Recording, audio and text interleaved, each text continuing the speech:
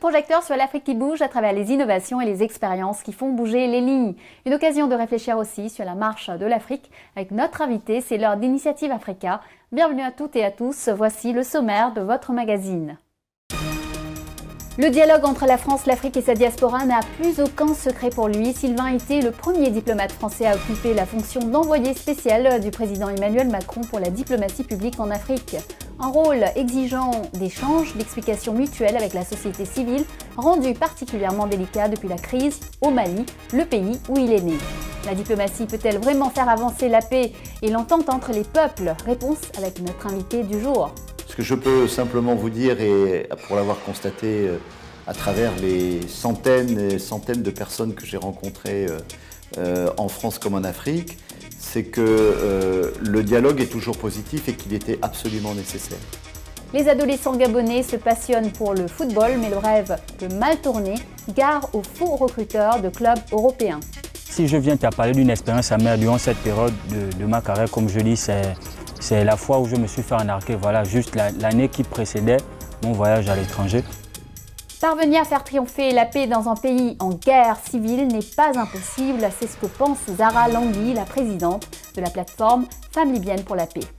Libya has always been my home. It actually has never left me or left my family, even though we were in exile for quite some time.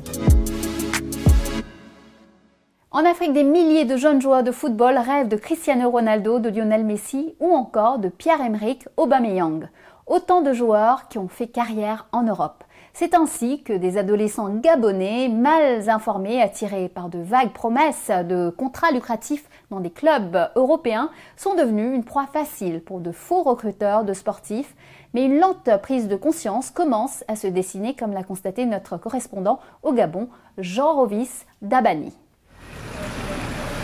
Simon est l'un des quartiers les plus pauvres de Libreville. Ici, le football est le passe-temps préféré des jeunes, source de rêves, mais aussi parfois d'illusions. Atem vient ici une fois par semaine s'infliger des séances d'entraînement. C'est ici où j'ai fait mes premiers pas. Voilà, quoi, c'était un stade mythique. Mythique parce que ce stade a vu passer beaucoup de footballeurs, du moins les fiertés du football gabonais. Voilà, quoi. Donc quand je vois ce stade, tout de suite j'ai la nostalgie qui me revient de, voilà, quoi, de mes premiers pas, mes débuts en première division, quoi. Ce sont des moments inoubliables. Dès ses 14 ans, Atem jouait déjà dans des clubs de 2-1 avec des rêves de Ligue des Champions plein la tête. Jusqu'au jour où des vagues connaissances le contactent et lui proposent de jouer dans un club français alors qu'il n'a que 14 ans. En plein mois de septembre 2016, Atem arrive seul au camp d'entraînement au parc sportif Léonard de Vinci à Paris. Il n'aura plus jamais de nouvelles de son agent. Ses parents ont dû payer pour qu'il revienne au Gabon. C'est à ce moment-là qu'un autre agent le contacte en lui promettant un essai dans un club français. Atem va donc donner beaucoup d'argent pour financer ce rêve de titularisation dans un club français de 2-2 avant de comprendre qu'il a été à nouveau dupé. Si je viens te parler d'une expérience amère durant cette période de ma carrière, comme je dis, c'est la fois où je me suis fait arnaquer, voilà, juste l'année qui précédait mon voyage à l'étranger. Je me suis fait arnaquer par, on va dire ça comment, un faux agent, comme on le dit. Je suis certainement un cas parmi tant d'autres. Voilà, mon cas, il est certainement exposé aujourd'hui parce que j'en parle. Alors, on va dire quoi, j'ai travaillé avec un agent. Il me promettait voilà, quoi, un voyage pour l'étranger, des contacts sûrs à l'étranger. Et moi, déjà, j'étais à l'étranger une fois, dans l'envie de repartir de suite. Alors, je me suis tout de suite donné corps et âme. Aujourd'hui encore, Atem frappe dans le ballon, mais dans le coin de sa tête, toujours ce rêve, briller loin des terres africaines. Dans cette académie, plus de 250 jeunes âgés de 3 à 17 ans sont formés gratuitement. Ces gamins ne sont pas à l'abri des agents mal intentionnés. Mais ici, l'accès au centre d'entraînement est strictement contrôlé. Les jeunes de ce centre de formation sont informés, protégés contre des faux recruteurs. À la tête du jardin de football du Gabon, un ex-international gabonais. Face à ces petits, il tient toujours un discours de prévention pour les 14 et 17 ans. Je suis un ancien footballeur, je connais comment ça fonctionne. Les règles aujourd'hui ont peut-être beaucoup changé parce que bon, mais la FIFA contrôle un peu au niveau des agents et tout. Il faut aussi dire qu'un garçon ne partira pas de chez moi si je n'ai pas toutes les garanties.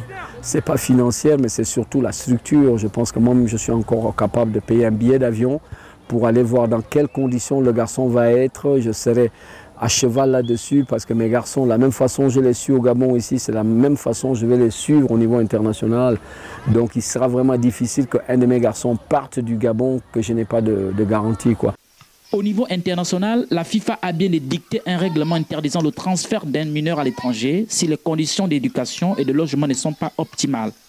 D'après l'article 19 du règlement sur le statut et le transfert des joueurs de la FIFA, le transfert international d'un joueur n'est autorisé que si le joueur est âgé d'au moins 18 ans. Mais pour ce promoteur italien, Daniel Del Piero, qui sillonne l'Afrique à la recherche de jeunes talents, des failles persistent. Nous avons en Italie des contraintes bien précises. Quiconque est lié à nous a l'obligation de s'y arrimer.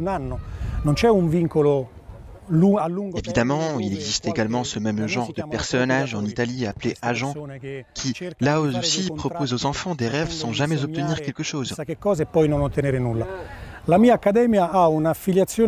Notre académie est très sérieuse. Elle est affiliée au club Atalanta Football Bergama. Elle est sérieuse, comme je vous le disais, et engagée à mettre en valeur le potentiel des enfants.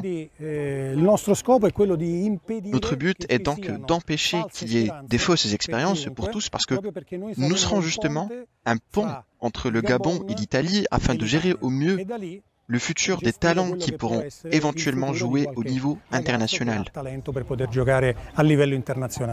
Les faux intermédiaires sportifs, Lumière Nguema connaît bien ce phénomène. Et d'après certaines sources au sein de la Fédération gabonaise de football, il existerait des ramifications en Suisse et en Turquie. Mais pour ce recruteur, c'est le vide juridique qui encadre la profession d'agent au Gabon qui est à l'origine de ce fléau. Je profite à lancer un appel à nos autorités pour qu'on puisse voir dans quelles possibilités notre fédération peut organiser désormais un concours d'agents pour permettre à ce que les uns et les autres puissent exercer légalement, puisqu'en République gabonaise, jusqu'à preuve du contraire, il n'y a pas de concours avéré pour permettre que X ou Y soit réputé agent. C'est aussi en réalité cette ouverture qui permet, sinon ce vide, j'ai envie de dire organisation administrative et juridique, qui favorise les infiltrations d'agents qui en réalité ne sont pas réputés ou qualifiés.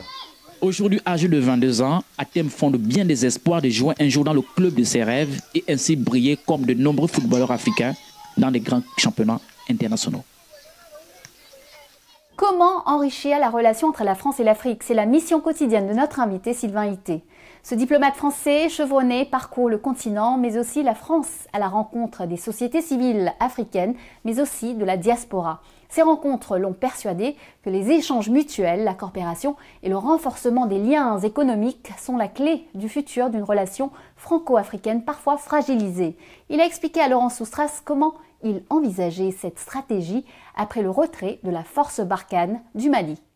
Sylvain Ité, vous êtes depuis octobre 2020 envoyé spécial pour la diplomatie publique en Afrique du président Emmanuel Macron. C'est une nouvelle mission que vous êtes le premier à occuper. Comment la définissez-vous ? C'est effectivement une nouvelle mission qui m'a été confiée par le ministre des Affaires étrangères à la demande du président de la République et de l'Élysée, partant de la constatation que l'action diplomatique évoluait également et que les diplomates devaient évoluer dans leur mode de dialogue et de communication. Nous avons constaté qu'il était absolument indispensable de communiquer, de dialoguer avec les sociétés civiles. Et c'était d'ailleurs un engagement et une volonté du président de la République dès 2017. En Afrique, donc mon travail consiste à aider et à accompagner nos ambassadeurs dans les différents pays dans cette tâche de dialogue avec les sociétés civiles, mais également en France, puisque vous savez qu'une communauté diasporique est très importante. Nous avons aujourd'hui près de 10, voire plus de 10% de la population française qui est d'origine africaine. Donc il était important de pouvoir engager la discussion avec cette communauté. C'est ce que j'ai fait depuis un an, en me rendant dans une quinzaine de villes en France et en échangeant sur la relation que ces Français ou non qui vivent dans notre pays appréhendent dans la relation qu'il faut bien reconnaître est longue et complexe et parfois a été difficile entre la France et le continent africain. Et puis ma deuxième mission est également de lutter d'aider nos ambassades à identifier et à lutter contre les manipulations et la désinformation qui sont extrêmement importantes en ce moment en Afrique. C'est vrai partout, c'est vrai sur tous les sujets, mais il y a manifestement une recrudescence, ou en tout cas une forte offensive de désinformation et de manipulation sur le continent africain aujourd'hui. Justement, une partie de votre mission concerne le dialogue avec la société civile en Afrique. Est-ce que c'est un dialogue utile? Parvient-elle vraiment à influer sur le cours de la politique? Ce serait difficile à vous dire aujourd'hui si ça a un effet positif et une influence réelle. Ce que je peux simplement vous dire, et pour l'avoir constaté à travers les centaines et centaines de personnes que j'ai rencontrées en France comme en Afrique, c'est que le dialogue est toujours positif et qu'il était absolument nécessaire. Et qu'il y a beaucoup d'incompréhension, beaucoup de malentendus qui proviennent soit d'ailleurs de notre manque de communication de la part de nous, de la part des autorités françaises dans leur ensemble, soit provenant également justement de manipulations et de désinformation qui ont entraîné de très nombreuses incohérences et de très nombreux malentendus. Et donc il est toujours important et toujours bénéfique que d'aller s'expliquer, que d'aller parler avec les gens. Pour vous donner un seul exemple, j'étais à Yaoundé cette semaine. J'ai fait notamment une conférence devant 150 jeunes de plusieurs pays à l'Institut des Relations Internationales du Cameroun, qui est une espèce d'académie diplomatique qui réunit des pays de toute la région. Et voilà, ça a duré 2h30. Ils m'ont posé des questions sur des sujets qui parfois étaient des sujets pas toujours très faciles à aborder. Ce que je constate, ce que j'ai constaté une fois de plus, c'est que rien ne remplace le dialogue. Et le dialogue est indispensable pour lever les malentendus. Et donc, de ce côté-là, je pense que c'est extrêmement positif. Depuis votre nomination, on a vu quelques États d'Afrique de l'Ouest tomber entre les mains de juntes militaires. Quel est votre rôle dans ce contexte? Mon rôle, il est le même, je dirais. Il est de continuer à dialoguer avec encore une fois, les sociétés civiles, les communautés de ces pays qui vivent en France. J'ai eu de très longues conversations avec les différents représentants des communautés africaines de ces pays, le Mali, le Niger, le Cameroun, le Sénégal, etc.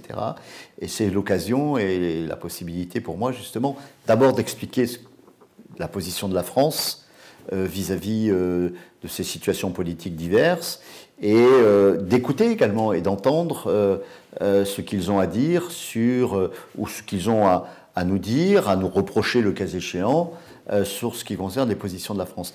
Donc c'est un travail d'explication et c'est une mission non pas de persuasion, mais d'explication et de persuasion dans les deux sens. Il est très important de les entendre, d'écouter ce qu'ils ont à dire et je crois que ça alimente également la réflexion de nos autorités politiques au plus haut niveau, parce que ça leur permet de savoir également comment un Malien qui vit à Montreuil ou un Guinéen qui vit à Rennes perçoit l'action de la France dans ces pays.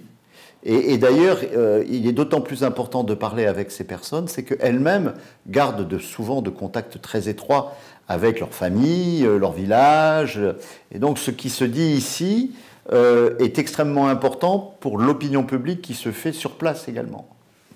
En novembre dernier, vous étiez au Mali et vous étiez plutôt positif au sujet du dialogue que vous entreteniez avec les Maliens et la société civile sur place.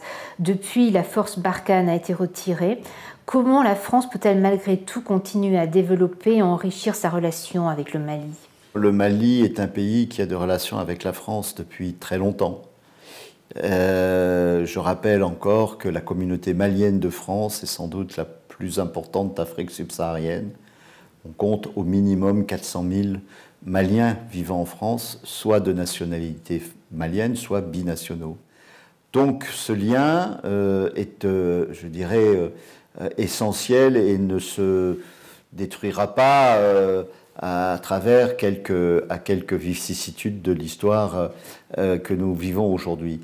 Il est vrai que la relation en ce moment avec les autorités de transition maliennes est particulièrement difficile.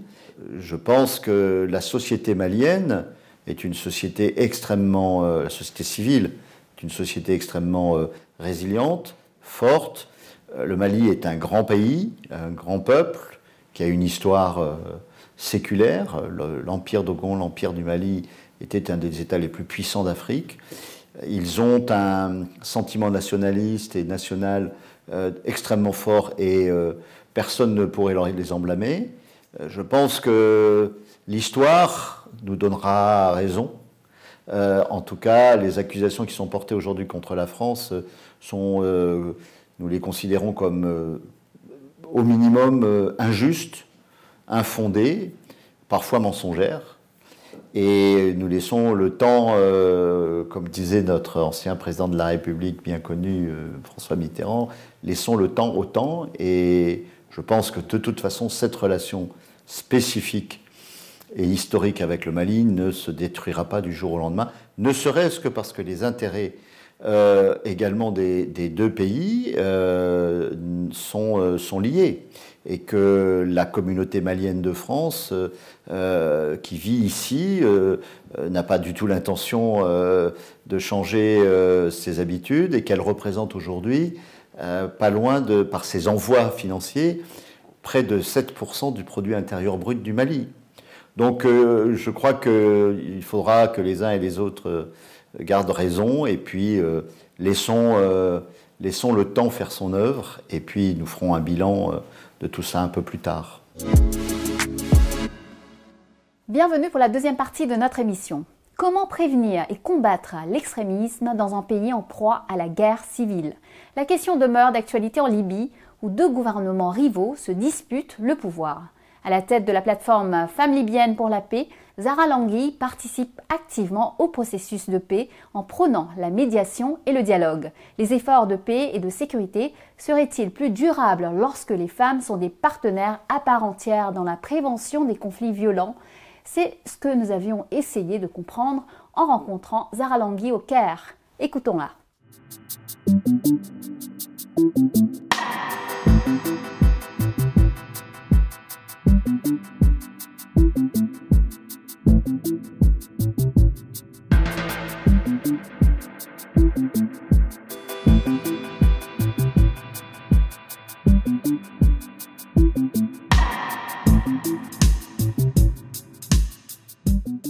Libya has always been my home. It actually has never left me or left my family, even though we were in exile for quite some time. The Libyan Women's Platform for Peace started as a movement back in 2011, even before Gaddafi was killed. So we came together, 35 women from different walks of life, and decided that women have to be and have to have an important say in the new Libya. And we wanted to have an inclusive transition that is based on transitional or restorative justice, that is based on rule of law, respect of human rights, and also where there is gender equality. We felt from early on that women were excluded by different factions, be it tribal, so-called civil liberal, but they are all patriarchal. And they see no place for women in politics. They only instrumentalize and use women for their own agendas. I always call it a gender paradox.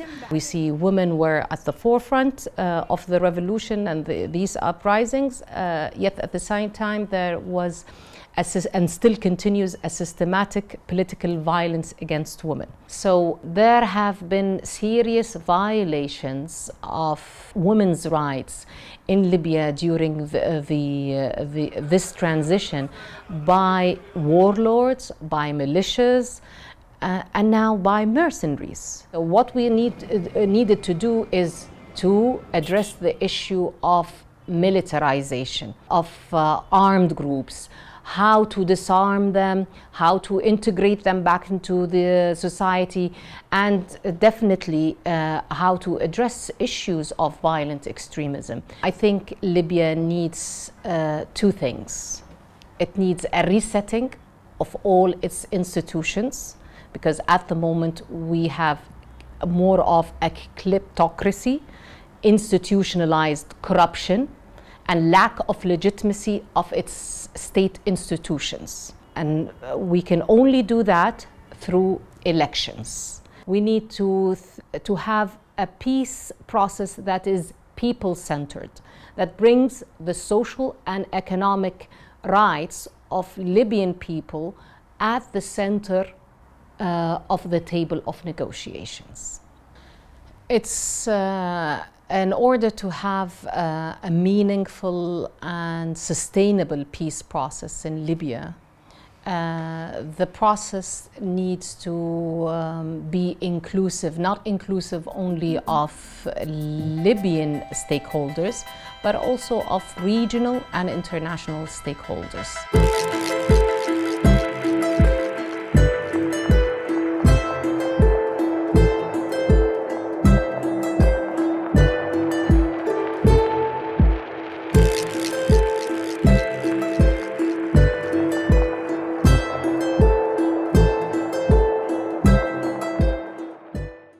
Nous retrouvons le diplomate français Sylvain Ité pour la deuxième partie de son interview. L'envoyé spécial pour la diplomatie publique en Afrique est né à Bamako. Le début d'une relation proche avec le continent dont il admire la richesse culturelle, la spiritualité et les valeurs, y compris familiales, dont il pense que l'Europe devrait s'inspirer. Écoutons-le. Sylvain Ité, vous êtes né à Bamako et vous avez été en poste dans plusieurs États africains. Quelle est votre relation personnelle avec le continent ? Le fait d'être né à Bamako, au Mali, ne fait pas de moi un Africain au sens étymologique du terme, mais c'est un continent, bien évidemment, qui m'est très cher. J'ai vécu d'ailleurs en fait, les 5 premières années de ma vie en Afrique, puisqu'après Bamako, mon père a été nommé en Côte d'Ivoire, puis au Sénégal.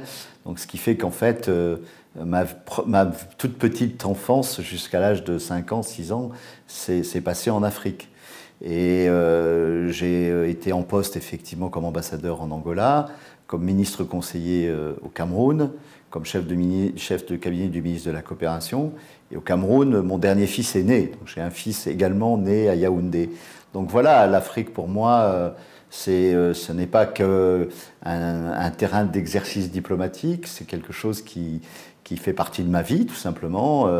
Je suis fasciné par ce continent. Comme beaucoup de gens d'ailleurs, et comme beaucoup de Français, on tombe amoureux de l'Afrique et puis on est attiré et fasciné par ce continent, par cette richesse culturelle, cette spiritualité, ces valeurs qui sont également familiales et autres, qu'on a un peu perdues en Europe et dont on ferait bien de s'inspirer à nouveau. Et les Africains ont quelque chose de tout à fait fondamental, c'est qu'ils sentent très vite et très fort l'honnêteté de leurs interlocuteurs. Et donc, la passion et la vérité de leurs interlocuteurs. Et donc, j'espère en tout cas qu'ils ont perçu que je ne suis pas toujours tendre avec mes interlocuteurs et dans mon dialogue, parce que je pense que l'Afrique a besoin également de se regarder. La critique envers les Occidentaux et envers la France est parfois légitime, souvent fondée. Cette critique est constructive à partir du moment où on continue à aimer son partenaire. Et donc la France et l'Afrique, c'est un peu un vieux couple. Donc ils passent par des moments plus ou moins faciles, mais de toute façon, notre destin est indissociable. Absolument indissociable. Mais justement, est-ce que l'Afrique aime toujours la France? Que pensez-vous du sentiment anti-français que certains craignent de voir se développer en Afrique, et particulièrement en Afrique francophone? Alors, effectivement, il y a deux questions. Il y a le sentiment anti-français en Afrique et en Afrique francophone. Je crois qu'il ne faut ni le sous-estimer, ni le surestimer. Nier le fait qu'il y a aujourd'hui un ressenti, un sentiment montant anti-français dans une partie de l'Afrique et une partie des sociétés africaines en question, ce serait totalement irresponsable de le nier. Dire que le sentiment anti-français existe et répandu en Afrique, c'est oublier qu'il y a 54 pays en Afrique et qu'il y a de très nombreux pays africains où ce sentiment anti-français non seulement n'existe pas, mais où la France est attendue, respectée, reconnue comme étant un acteur important dans le domaine culturel, comme dans le domaine politique, comme dans le domaine stratégique. À mon avis, c'est bien exagéré, mais il faut tenir compte de ce sentiment qui est aussi un sentiment en réalité de frustration, un sentiment d'inquiétude d'une jeunesse qui veut avoir un espoir d'évolution et d'évolution, c'est normal, qui veut du travail, qui veut pouvoir vivre, etc. Et qui donc, dans ces moments d'angoisse et dans ces moments de transformation, a besoin d'une certaine manière d'identifier et de personnifier sa colère. Et la France, en réalité, aujourd'hui, est un peu le catalyseur de toutes ces frustrations, colères, et aussi le représentant de l'Occident. C'est quelque chose qu'il ne faut pas méconnaître, mais qu'il faut essayer d'analyser avec le plus grand sang-froid possible. Quel rôle peut jouer la diaspora dans ce domaine?